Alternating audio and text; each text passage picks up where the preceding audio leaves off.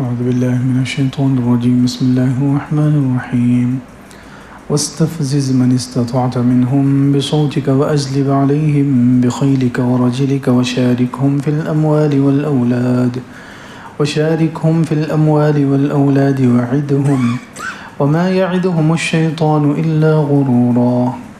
إن عبادي ليس لك عليهم سلطان وكفى بربك وكيلا. ربكم الذي يزجي لكم الفلك في البحر لتبتغوا من فضله إنه كان بكم رحيما. وإذا مسكم الضر في البحر ضل من تدعون إلا إياه فلما نجاكم إلى البر أعرضتم وكان الإنسان كفورا. أفأمنتم أن يخسف بكم جانب البر أو يرسل عليكم حاصبا ثم لا تجدوا لكم وكيلا. أم أمنتم أن يعيدكم فيه تارة أخرى فيرسل عليكم قاصفا من الريح فيغرقكم بما كفرتم ثم لا تجدوا لكم علينا به تبيعا. آج کا درس سورہ بنی اسرائیل کی آیت نمبر 64 سے شروع ہو رہا ہے. پچھلے ہفتے یہ آیت عادی ہوئی تھی. اس میں اللہ رب العزت نے شیطان کو اختیار دیا تھا اور شیطان سے کہا تھا وَاسْتَفْزِزْ مَنِ اسْتَطَعْتَ مِنْهُمْ بِصَوْتِكَ. تو انسانوں میں سے جس پر قابو پا سکے، جس پر تیرا بس چلے، اس کو بہکا، اس کو پھسلا، اس کو حق سے کاٹ دے اپنی آواز کے ذریعے. اپنی آواز کے ذریعے اللہ تعالیٰ نے اس کو کچھ اسباب دیے بہکانے کے لیے، اس میں سے ایک ہے آواز. تو اپنی آواز کے ذریعے، آواز کے بارے میں عبداللہ ابن عباس رضی اللہ عنہ کا فرمان سنایا گیا تھا کہ آواز سے مراد ہے ہر وہ آواز جو گناہ کی طرف، اللہ کی نافرمانی کی طرف لے جائے. ہر وہ آواز جو اللہ کی نافرمانی کی طرف لے جاتی ہو، گناہ کی طرف، باطل کی طرف ابھارنے والی آواز. اس سے مراد یہ ساری آوازیں جو باطل کی طرف لے کر جائے، گناہ پر انسان کو تیار کرے، وہ سب شیطان کی آواز ہے. چاہے وہ انسان کے منہ سے نکلے یا موبائل سے نکلے، ٹی وی سے نکلے، ایڈورٹائز سے نکلے، پیپر سے نکلے، کسی بھی جگہ سے نکلے، اگر وہ باطل کی طرف بلانے والی، گناہ کی طرف لے جانے والی آواز ہے تو سمجھو وہ شیطان کی آواز ہے. اسی طرح گانے کی آواز یہ بھی شیطانی آواز ہے، میوزک کی آواز یہ بھی شیطانی آواز ہے. یہ ان سب آوازوں کے ذریعے سے شیطان انسانوں کو گمراہ کرتا ہے. وَأَجْلِبْ عَلَيْهِمْ بِخَيْلِكَ وَرَجِلِكَ. پھر آگے اللہ تعالیٰ نے کہا کہ تو انسانوں پر چڑھائی کر دے، انسانوں پر حملہ کر دے اپنے سوار کے ذریعے اور اپنے پیدل کے ذریعے. تیرے جو لشکر ہیں، اپنے سوار لشکر کے ذریعے سے بھی اور پیدل والے لشکر کے ذریعے سے بھی. تو اس کا ایک مطلب تو یہ ہے کہ پوری طاقت کے ذریعے تیرے پاس جتنے اسباب ہیں، جتنے وسائل ہیں، جتنی طاقت ہے، تو ان سب کو استعمال کر کے تو انسانوں کو گمراہ کرنے کی کوشش کر. ایک مطلب تو یہ ہے. دوسرا مطلب کہ تو انسانوں پر چڑھائی کر دے اپنے سوار کے ذریعے اور اپنے پیدل لشکر کے ذریعے. تو سوار سے مراد، ایک مفسر نے بڑا عجیب ترجمہ کیا کہ سوار لشکر سے مراد تیز حملے کر. جیسے پہلے زمانے میں جو لشکر کی دو قسمیں ہوتی تھی، سوار جو لشکر ہوتا تھا گھوڑوں پر یا اونٹوں پر، ان کا حملہ تیز ہوتا تھا، اور جو پیدل لشکر ہوتا تھا ان کا حملہ تھوڑا سست ہوتا تھا. تو اللہ تعالیٰ نے یہاں پر شیطان کو کہا کہ تو انسانوں پر تیز حملے کر، یعنی کچھ ایسے اعمال کروا جس سے انسان جلدی مرتد ہو جائے، جلدی اسلام سے نکل جائے، جلدی اللہ سے دور ہو جائے. ایسے بھی حملے کر، تیز حملے. جیسے بتایا گیا تھا زبان کے ذریعے سے شیطان انسان کو کتنے جلدی ایک آدھ کلمہ غصے کی حالت میں نکال دیتا ہے، اس کی وجہ سے آدمی کافر ہو جاتا ہے، جہنم میں پھینک دیا جاتا ہے، اللہ کی لعنت کا مستحق بن جاتا ہے. ایک زبان سے غصے میں ایک آدھ جملہ نکالتا ہے اور میاں بیوی میں طلاق ہو جاتی ہے. 30 سال 40 سال 50 سال سے دونوں میاں بیوی ساتھ میں رہ رہے ہیں، بیٹوں کی شادی ہو گئی، پوتے پوتیاں ہو گئے، نواسے نواسیاں ہو گئے، سب ہو گئے، لیکن غصے میں آ کر اب ایک جملہ ایسا کہلواتا ہے کہ جس سے طلاق ہو گئی اور جدائیگی ہو گئی۔ تو اللہ تعالیٰ نے کہا کہ تو تیز حملے بھی کر، یعنی کچھ ایسے اعمال کروا زبان کے یا دوسرے کہ جس کے ذریعے سے انسان جلدی اسلام سے نکل جائے، اللہ سے دور ہو جائے، اور سست حملے بھی کر، آہستہ آہستہ بھی انسان اللہ سے دور ہو جائے۔ جیسے زنا ہے، زنا شیطان آہستہ آہستہ اسٹیپ بائی اسٹیپ کراتا ہے۔ پہلے انسان دیکھتا ہے، آنکھوں کو غلط استعمال کرتا ہے، پھر کچھ دنوں تک دیکھنا چلتا ہے، اس کے بعد پھر بات چیت ہوتی ہے، اس کے بعد پھر ملاقات ہوتی ہے۔ تو فرمایا وَأَجْلِبْ عَلَيْهِمْ بِخَيْلِكَ وَرَجِلِكَ، انسانوں پر چڑھائی کر دے، حملہ کر دے، تیز حملے بھی کر اور سست حملے بھی کر، ایسے اعمال بھی کروا جن سے انسان تیزی سے گمراہ ہو جائے، جلدی گمراہ ہو جائے، اور ایسے اعمال بھی کروا جن سے انسان آہستہ آہستہ گمراہ ہو جائے۔ پھر آگے کہا وَشَارِكْهُمْ فِي الْأَمْوَالِ وَالْأَوْلَادِ، ان کے مالوں میں تو شریک ہو جا اور اولاد میں شریک ہو جا۔ اب مال میں کیسے شریک ہوگا؟ تو مال میں شریک ہونے کے کچھ طریقے علماء نے لکھے ہیں، مفسرین نے لکھا ہے کہ شیطان انسان کے مال میں کیسے شریک ہوتا ہے، مال میں کیسے انسان کا پارٹنر بنتا ہے۔ سب سے پہلی شکل اس کی یہ ہے کہ انسان کو حرام کمانے میں لگاتا ہے، انسان کو حرام کمانے میں لگاتا ہے، سود کے ذریعے سے یا دھوکے کے ذریعے سے، دوسرے کسی بھی چیز کے ذریعے سے حرام کمائی میں لگواتا ہے۔ انسان کے سامنے خواہشات، آج کل تو ویسے بھی خواہشات کا زمانہ ہے کہ شیطان نے ہمارے سامنے جو ہے خواہشات کو ضرورتیں بنا کر رکھ دیا ہے۔ جو چیزیں خواہشات ہیں، جو چیزیں کیا ہیں، ضرورت نہیں ہے، اس کے بغیر بھی ہمارا کام چل سکتا ہے، زندگی گزر سکتی ہے، لیکن شیطان نے خواہشات کو ضرورتیں بنا کر ہماری آنکھوں کے سامنے کر دیا ہے۔ تو ظاہر سی بات ہے، جب خواہشات کی تو کوئی حد نہیں ہے، انسان کی خواہش کی تو کوئی لمٹ نہیں ہے، کوئی حد نہیں ہے، تو اب جب خواہش جائز طریقے سے پوری نہیں ہوگی تو لا محالہ انسان حرام میں گھستا ہے۔ جب جائز طریقے سے خواہش پوری نہیں ہوگی، حلال کمائی سے انسان کی اگر خواہش پوری نہ ہو تو پھر انسان حرام کمائی میں داخل ہو جاتا ہے۔ پھر شیطان اس سے اسی طریقے سے اس کو بہکاتا ہے، پھسلاتا ہے کہ کیا ہو رہا ہے، سود لے لیا، کیا ہو رہا ہے اگر حرام کمائی کر لی، بعد میں توبہ کر لیں گے، یہ اس طریقے سے سبز باغ دکھاتا ہے اور انسان کو گمراہ۔ تو حرام کمائی، حالانکہ حرام کمائی کے کتنے نقصانات ہیں، حرام کمائی کے کتنے نقصانات ہیں جو قرآن و حدیث سے پتہ چلتے ہیں۔ سب سے پہلے حرام کمائی کے کچھ نقصان سن لیں، بات آ ہی گئی۔ حرام کمائی کا پہلا نقصان یہ ہے کہ دعا قبول نہیں ہوتی ہے، حرام کمائی سے دعا قبول نہیں ہوتی۔ اللہ کے رسول صلی اللہ علیہ وسلم کی حدیث ہے کہ کچھ لوگ لمبا سفر کر کے، گرد و غبار ان کے جسموں پر آ گیا، لمبا سفر کر کے حج پر چلے گئے، اللہ کے گھر پر چلے گئے، اتنا لمبا سفر کیا، ایک تو مسافر کی دعا قبول ہوتی ہے، پھر ان کے کپڑے گرد و غبار سے اٹے ہوئے ہیں، پوری مٹی وغیرہ لگی ہوئی ہے، اور وہ وہاں جا کر اللہ سے دعا کر رہے ہیں، لیکن ان کا کھانا حرام، ان کا لباس حرام، ان کی ہر چیز حرام کی ہے، تو انا یستجاب لہ، اللہ تعالیٰ کیسے اس دعا کو قبول کرے گا؟ تو حرام کمائی کا ایک نقصان یہ ہے کہ اس سے دعا قبول نہیں ہوتی۔ دوسرا نقصان یہ ہے کہ برکت ختم ہو جاتی ہے، یمحق اللہ الربا ویربی الصدقات، تیسرے بارے میں یہ آیت ہے سود کے بارے میں کہ اللہ تعالیٰ سود کو مٹاتا ہے۔ یعنی مفسرین کہتے ہیں کہ یہ صرف سود کے لیے، ہر حرام کمائی کے بارے میں ہے، یہ صرف سود تک محدود نہیں ہے، یہ ہر حرام کمائی جس طریقے سے بھی انسان کمائے، آگے آ رہا ہے حرام کمائی کے کون سے طریقے ہیں۔ تو دوسرا نقصان حرام کمائی کا یہ ہے کہ اللہ تعالیٰ اس کو مٹاتا ہے، یعنی برکت اس کے اندر سے ختم ہو جاتی ہے، زیادہ ٹکتا نہیں ہے حرام مال انسان کے پاس زیادہ دیر رہتا نہیں ہے، اگر رہ جائے تو پھر اچانک ایک دن اس پر ایسی آفت آتی ہے کہ پورا جڑ سے ختم ہو جاتا ہے، اچانک ایسی آفت آتی ہے کہ پورا جڑ سے ختم ہو جاتا ہے، انسان پر کوئی ایسا نقصان ہو گیا، آگ لگ گئی، کچھ ہو گیا، یا ایسی بیماری آ گئی کہ جتنا کمایا ہوا تھا سب اس میں لگ گیا۔ تو دوسرا نقصان حرام کمائی کا یہ ہوتا ہے کہ برکت ختم ہو جاتی ہے۔ تیسرے، اللہ تعالیٰ کی ناراضگی، اللہ تعالیٰ ناراض ہوتے ہیں ایسے لوگوں پر، قیامت کے دن ایسے لوگوں کو اللہ تعالیٰ دیکھیں گے نہیں۔ ان الذین یشترون بعہد اللہ وایمانہم ثمنا قلیلا اولئک لا خلاق لهم فی الآخرہ ولا یکلمہم اللہ، اللہ تعالیٰ ایسے لوگوں سے بات نہیں کریں گے۔ یہ کچھ اللہ تعالیٰ نے حرام کمائی کرنے والوں کے بارے میں یہ آیت اتاری ہے۔ کہ جو لوگ ناجائز طریقے پر پیسہ لیتے ہیں کسی سے تو ایسے لوگوں کا آخرت میں کوئی حصہ نہیں، اللہ ان کو دیکھیں گے بھی نہیں. تو اللہ تعالیٰ کی ناراضگی حرام کمائی کی وجہ سے. تیسرا نقصان، اللہ ناراض ہو جاتے ہیں، اللہ تعالیٰ ناراض ہو جاتے ہیں.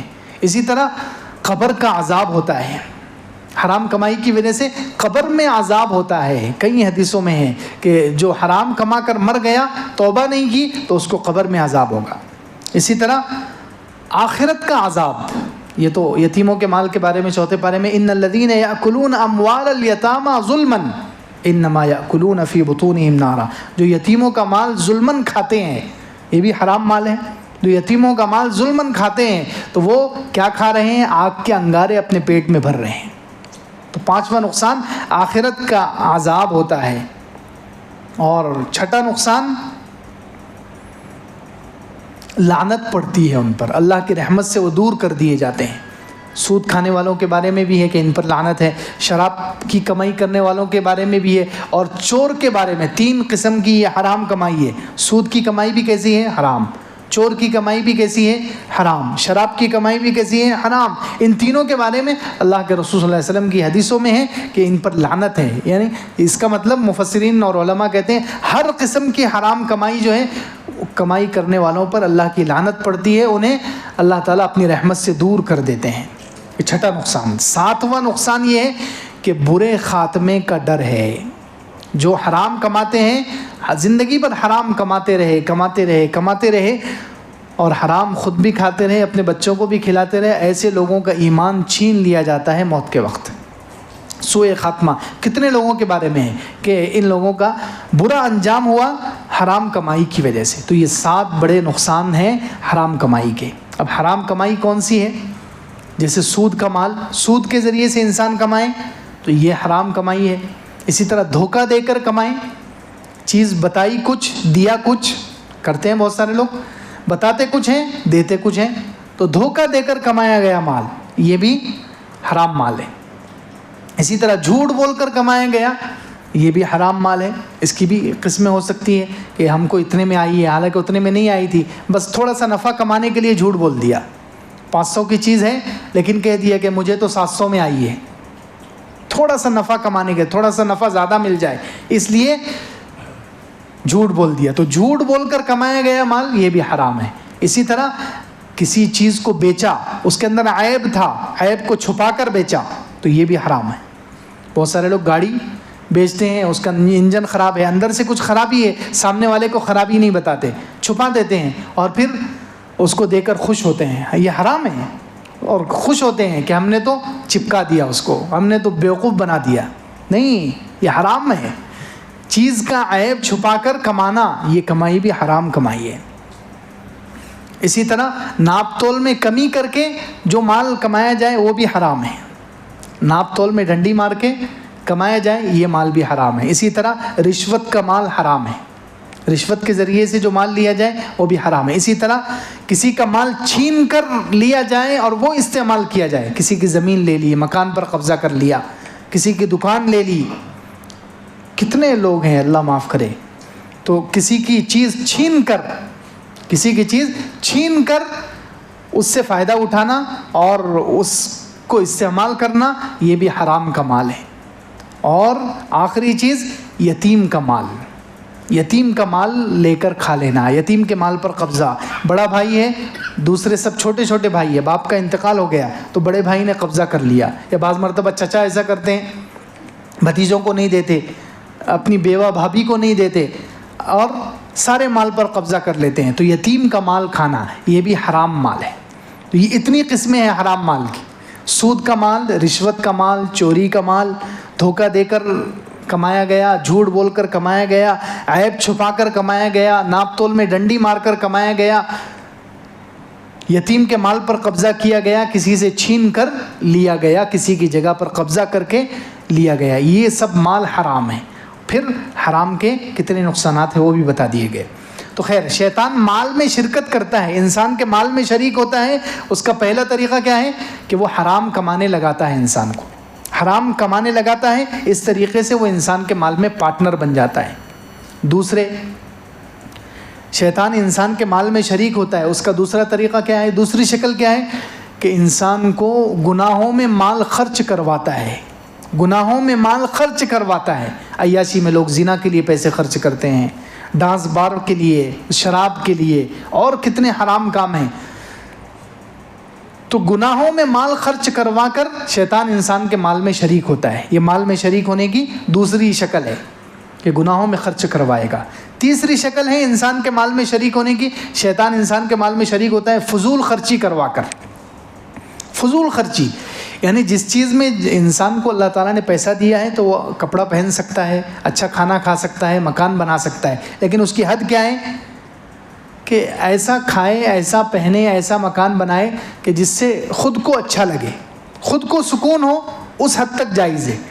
لیکن لوگ کیا کرتے ہیں عام طور پر آج کل کیا ہو رہا ہے؟ اپنی پسند کا زیادہ خیال نہیں ہے، دوسروں کو پسند، نام و نمود دکھلاوے کے لیے جو بھی خرچ کیا جائے، حلال جگہ بھی خرچ کیا جائے گا تو وہ فضول خرچی کہلائے گا.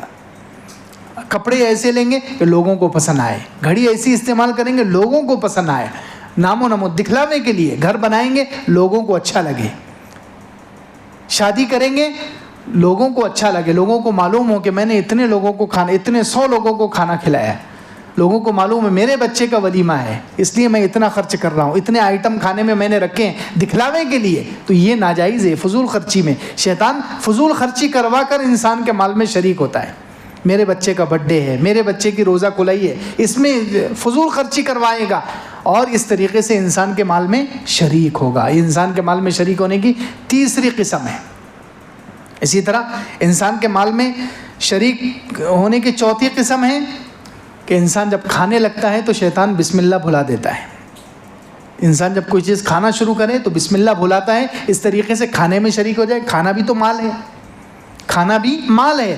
تو یہ چوتھی قسم ہے، چوتھی شکل ہے. شیطان انسان کے مال میں شریک ہوتا ہے کہ انسان کو کھاتے وقت بسم اللہ بھلا دے گا اور اس کے ساتھ کھانے میں شریک ہو جائے گا.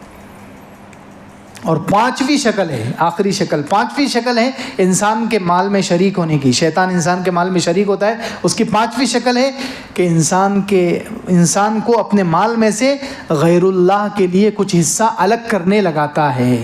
اپنے مال میں سے اللہ کے علاوہ کسی اور کے لیے کچھ حصہ خاص کرواتا ہے. جیسے زمانہ جاہلیت میں، زمانہ اسلام کے آنے سے پہلے عرب لوگ مشرکین کیا کرتے تھے؟ قرآن میں ان کے بارے میں کھیتی سے ان کو پیسہ آیا یا کھیتی آئی، اناج آیا تو اس میں سے کچھ حصہ ھذا للہ بزعمہم وھذا لشرکائنا، یہ اتنا حصہ اللہ کے لیے، اتنا حصہ ہمارے بتوں کے لیے، اتنا حصہ اللہ کے لیے، اتنا حصہ بتوں کے لیے.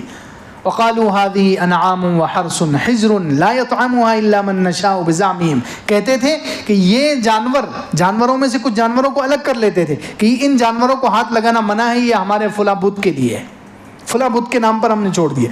یہ جانور کی پیٹھ ہم استعمال نہیں کریں گے. یہ اللہ تعالیٰ نے 8ویں پارے میں بیان کیا ہے. حرث حجر لا يطعمها الا من نشاء بزعمهم وانعام حرمت ظهورها، کچھ جانوروں کی پیٹھ حرام کر لیتے تھے اپنے اوپر کہ اس کی پیٹھ پر میں کبھی بیٹھوں گا نہیں. کیوں؟ کہ یہ فلاں بت کے لیے ہمارے. اور کچھ بہت ساری چیزیں وہ خاص کرتے تھے.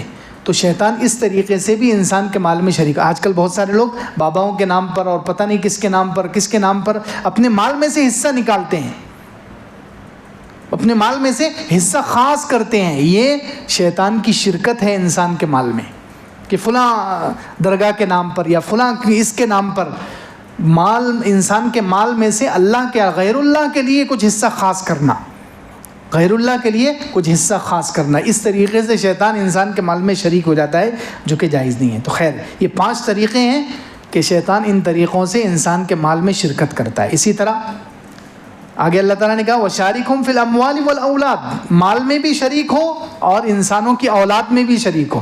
اب اولاد میں کیسے شریک ہوتا ہے؟ اس کے بھی 5 طریقے ہیں. انسان کی اولاد میں شیطان شریک ہوگا، اس کے بھی 5 طریقے ہیں. سب سے پہلے انسان جب بیوی سے ملتا ہے، ہم بستری کرتا ہے تو اس وقت بسم اللہ بھلا کر شیطان شریک ہو جاتا ہے. سب سے پہلا طریقہ اولاد میں انسان کے ساتھ شریک ہونے کا کیا ہے کہ ہم بستری کرتے وقت انسان کو بسم اللہ بھلا دے گا. حالانکہ اللہ کے رسول صلی اللہ علیہ وسلم نے بسم اللہ بھی بتایا اور دعا بھی بتائی، اور اس کی فضیلت کیا ہے کہ جو یہ دعا پڑھ لے بسم اللہ اللہم جنبنا الشیطان وجنب الشیطان ما رزقتنا، اپنی بیوی سے ملتے وقت یہ دعا پڑھ لے تو اللہ کے رسول صلی اللہ علیہ وسلم نے فرمایا کہ شیطان اس کی اولاد کو کبھی بھی نقصان نہیں پہنچا سکے گا۔ انسان نے جب بیوی سے ملتے وقت بسم اللہ پڑھ لیا اور اس نطفے سے حمل ٹھہر گیا تو وہ جو بچہ پیدا ہوگا یا بچی پیدا ہوگی اس کو کبھی بھی نقصان نہیں پہنچا سکے گا۔ تو علماء نے اس کی تشریح کی ہے، کبھی بھی کا لفظ حضور نے فرمایا ہے، کیا مطلب کہ شیطان اس کو مرتد نہیں کر سکے گا، اس بچے کا ایمان پر خاتمہ ہونا طے ہے۔ اللہ اکبر۔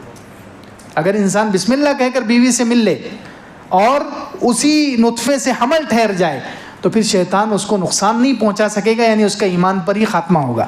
ہاں یہ ہو سکتا ہے بیچ میں زندگی میں کچھ حرام کام اس سے کروا دے، کچھ گناہ کروا دے، لیکن وہ توبہ کر لے گا بچہ، لیکن ایمان نہیں چھین سکے گا شیطان اس کا۔ اتنا بڑا فائدہ ہے۔ تو خیر، شیطان انسان کی اولاد میں شریک ہوتا ہے بسم اللہ بھلا کر سب سے پہلے۔ دوسرا طریقہ، شیطان انسان کی اولاد میں شریک ہوتا ہے مشرکانہ نام رکھوا کر، شرک والے نام۔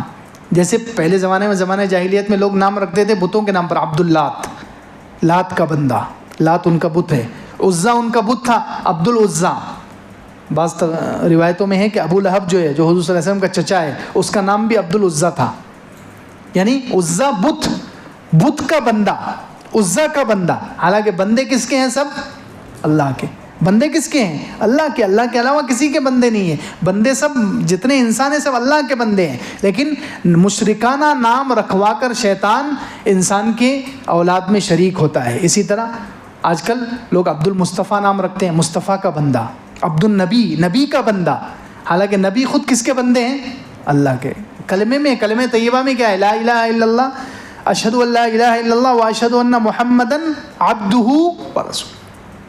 حضور اقدس صلی اللہ علیہ وسلم خود کس کے بندے ہیں؟ اللہ کے۔ وہ کلمہ شہادت میں ہے، یہ التحیات ہم پڑھتے ہیں اس میں بھی یہی ہے کہ حضور اقدس صلی اللہ علیہ وسلم اللہ کے بندے، عبدہ ورسولہ۔ لیکن لوگ نام کیسے رکھ رہے ہیں؟ عبد النبی، نبی کا بندہ، حالانکہ بندے سب اللہ کے ہیں، مشرکانہ نام۔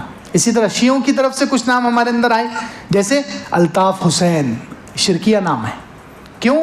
الطاف کہتے ہیں مہربانی، حسین کی مہربانی، تو مہربانی اللہ کی ہے یا حضرت حسین کی ہے؟ مہربانی کرنے والا کون ہے؟ بولیے۔ رؤوف، اللہ، مہربانی کرنے والا اللہ ہے۔ تو الطاف حسین شرکیہ نام ہے۔ اسی طرح فضل حسین، حسین کا فضل، حالانکہ قرآن میں اللہ تعالیٰ ذالک فضل اللہ، فضل تو اللہ کا ہوتا ہے، فضل کس کا ہے؟ فضل اللہ کا ہے، فضل حسن، فضل حسین، اس طریقے کے نام رکھواتا ہے۔ خیر، دوسرا طریقہ یہ ہے کہ انسان کی اولاد میں کیسے شریک ہوگا؟ مشرکانہ نام رکھوا کر۔ تیسرے، وہ اولاد میں شریک ہوتا ہے حفاظت کے لیے غیر شرعی طریقے استعمال کروائے گا، اولاد کو بچانے کے لیے، اولاد کی حفاظت کے لیے شریعت کے علاوہ جو طریقے ہیں، شریعت کے خلاف، جو اللہ کے رسول صلی اللہ علیہ وسلم سے، صحابہ سے ثابت نہیں ہے، ان کے خلاف طریقے سے اپنے بچوں کی حفاظت کروانے لگواتا ہے شیطان۔ جیسے کچھ زمانے پہلے تک مسلمانوں میں یہ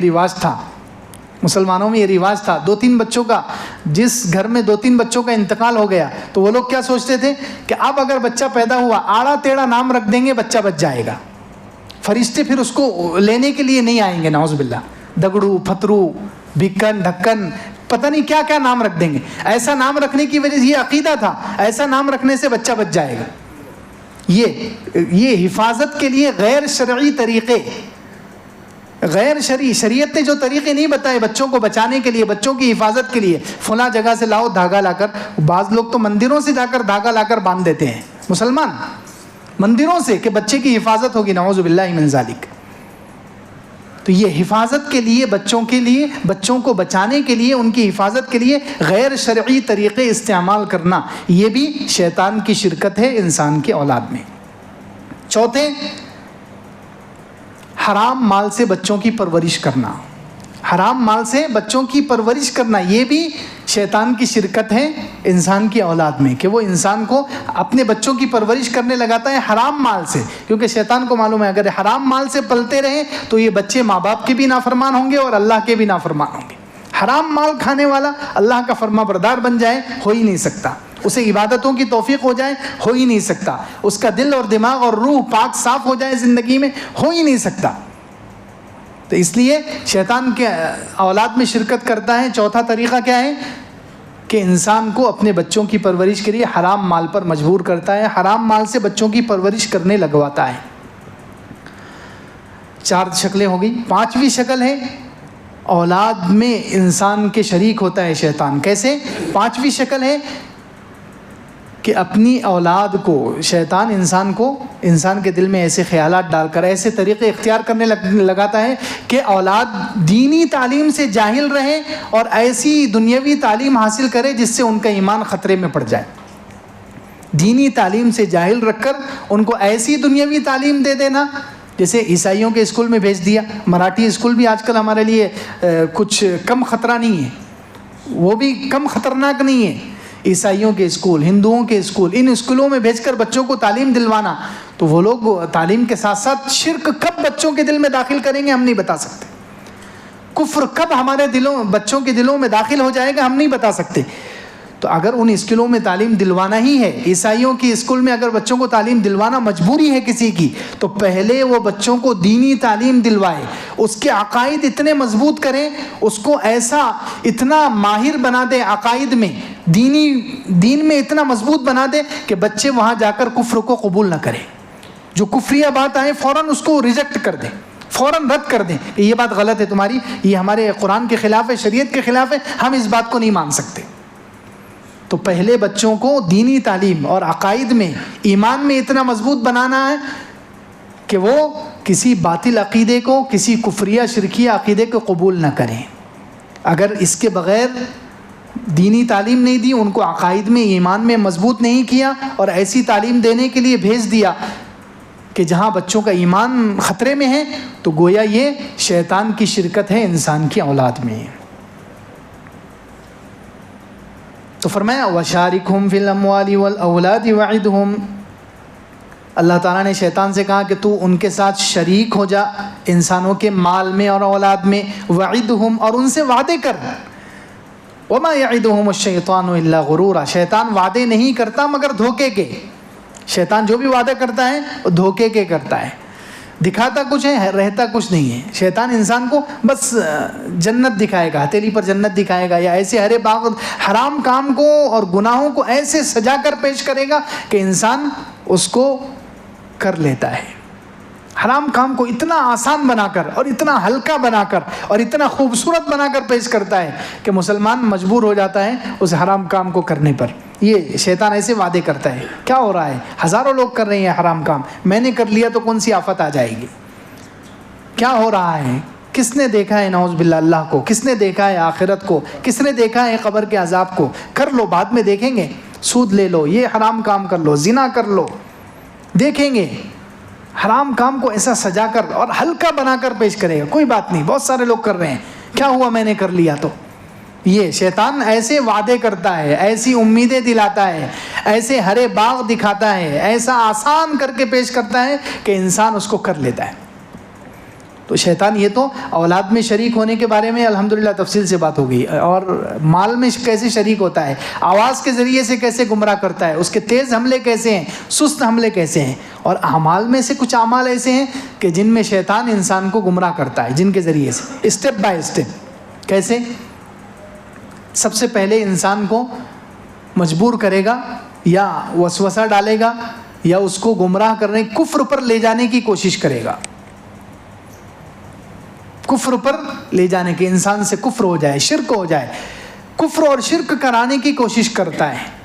لیکن اگر کوئی شخص کفر اور شرک سے بچ جائے، کوئی شخص کفر اور شرک سے بچ جائے، تو پھر شیطان کے پاس دوسرا اسٹیپ کیا ہے، دوسرا متبادل کیا ہے اس کا؟ وہ انسان کو بدعت میں لگائے گا. ایسے نئے کام جو حضور اقدس صلی اللہ علیہ وسلم سے، صحابہ سے، اسلاف سے ثابت نہیں ہے، ایسے نئے کام کرنے لگائے گا، ایسے کاموں میں لگائے گا اور انسان کو گمراہ کرے گا.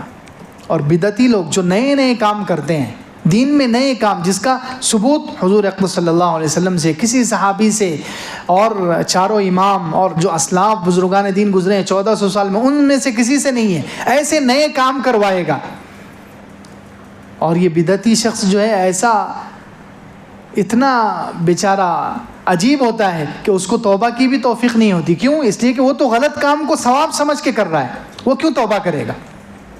تو شیطان انسان کو یا تو کفر شرک پر ڈالنے کی کوشش کرے گا, اگر کفر شرک سے بچ گیا تو بدعت پر ڈالے گا, اگر بدعت سے بھی بچ گیا تو تیسرا اسٹیپ کیا ہے؟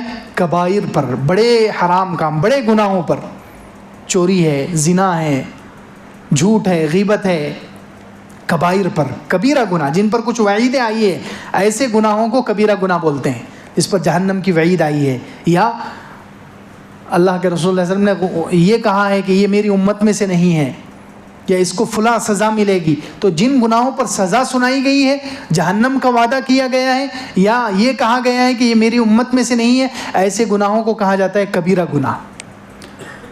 تو تیسرے نمبر پر کبیرہ گناہوں میں ڈالے گا, کیونکہ کبیرہ گناہ والا جو کرنے والا ہے وہ بھی اللہ کی رحمت سے محروم رہتا ہے جب تک کہ وہ اس حرام میں, اس کبیرہ میں مبتلا ہے. جب تک توبہ نہیں کرے گا وہ اللہ کی رحمت سے دور رہے گا.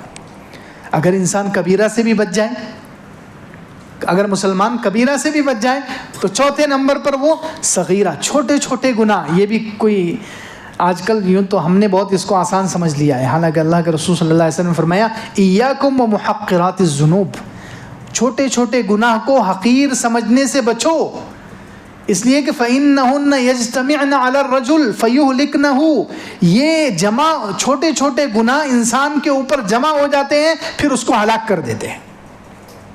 چھوٹے چھوٹے گناہ پہاڑ بن جاتے ہیں. یہ روزانہ اگر 10 چھوٹے گناہ کریں گے, 5 چھوٹے گناہ کریں گے, تو اندازہ لگائیے 10-20 سال میں کتنے ہو جائیں گے, 10-20 سال میں کتنے ہو جائیں گے. زندگی پر کوئی شخص چھوٹے چھوٹے گناہ کر رہا ہے, یہ سوچ کر کہ میں تو چھوٹے گناہ کر رہا ہوں. تو اللہ کے رسول صلی اللہ علیہ وسلم فرما رہے ہیں کہ یہ چھوٹے چھوٹے گناہ انسان کے اوپر جمع ہو جاتے ہیں, اور پھر جمع ہو کر وہ اتنا بڑا ڈھیر بن جاتے ہیں, اللہ کا غضب آتا ہے اور اس کو جلا کر راکھ کر دیتا ہے.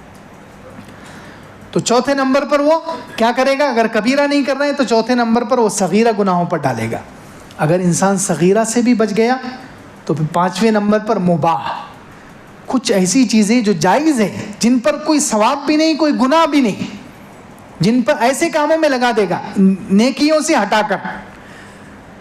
جیسے مباح چیزیں جائز ہیں جن پر نہ ثواب ہے نہ گناہ ہے, جیسے کھانا پینا ہے, تھوڑا بہت سیر و تفریح کرنا, گھومنا پھرنا ہے, یہ کھانا پینا, تھوڑی بہت سیر و تفریح, تھوڑا بہت کھیل کود, یہ جائز ہے, یہ حرام نہیں ہے یہ.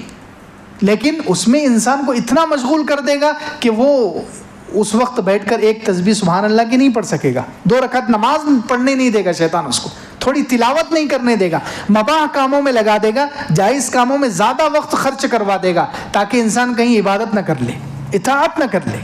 5ویں نمبر پر مباح چیزوں میں لگا کر عبادت سے غافل کرے گا, عبادت سے دور کرے گا. 6 نمبر پر اگر یہ بھی نہیں کیا انسان نے تو 6 نمبر پر اس کو افضل سے مفضول پر لگائے گا, یعنی بڑی عبادت سے چھوٹی عبادت پر لگائے گا, بڑے کام سے چھوٹے کام پر لگائے گا. 2 کام سامنے ہیں کہ ایک کام میں زیادہ ثواب ہے, دوسرے میں کم ثواب ہے, تو کم ثواب والے کام پر لگائے گا, زیادہ ثواب والے کی طرف جانے نہیں دے گا. یہ 6 اسٹیپ. اگر یہ 6 بھی نہ ہو کسی کو تو 7واں تو ہوگا. 7ویں سے تو نبی بھی محفوظ نہیں رہتے. وہ 7واں کیا ہے کہ جب انسان اتنا متقی پرہیزگار ہے کہ وہ نہ شرک کر رہا ہے, نہ بدعت کر رہا ہے, نہ حرام بڑے گناہ, نہ چھوٹے گناہ, نہ جائز کاموں میں زیادہ وقت لگا رہا ہے, نہ افضل کو چھوڑ رہا ہے, تو 7ویں نمبر پر وہ اپنی جماعت کے ذریعے سے کچھ نہ کچھ نقصان پہنچائے گا اس کے جسم کو, مال کو. یہ 7واں کام کرتا ہے شیطان. اس نے حضرت ایوب علیہ السلام کے ساتھ کیا. قرآن میں حضرت ایوب علیہ السلام نے جب دعا کی ہے تو کیا دعا کی ہے؟ وَاذْكُرْ عَبْدَنَا ایوب, 23ویں پارے میں ہے. آپ یاد کیجئے ہمارے بندے ایوب کو.